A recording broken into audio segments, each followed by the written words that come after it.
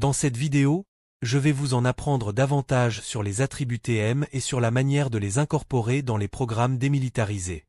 Vous savez déjà que vous avez utilisé les attributs voice-female qui fournissent des données de mentorat supplémentaires pour les petites balises à utiliser et à afficher.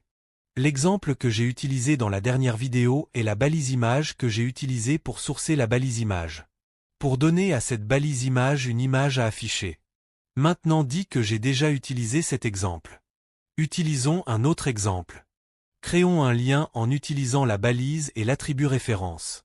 L'attribut hRéférence donne un lien. URL pour aller à. Envoyons donc ce lien à google.com. Et entre les balises, ils penseront ou écriront Google. Donc ici vous voyez notre lien comme le texte Google et nous cliquons dessus, il va à google.com. La raison pour laquelle j'ai fait un clic droit sur ouvrir un nouvel onglet est que si je clique sur ce lien, il enverra ma page web actuelle à Google. Envoyer ma page web actuelle à Google. Je ne veux pas faire cela. Vous pouvez donc utiliser un autre attribut de mail pour contourner ce problème. Cet attribut s'appelle target. Nous obtenons cette valeur de =_blanc.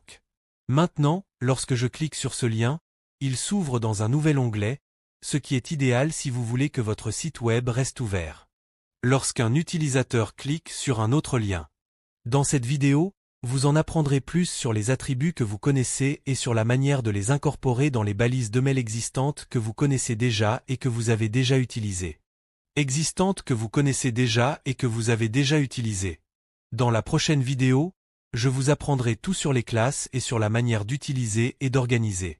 Votre Ekemo.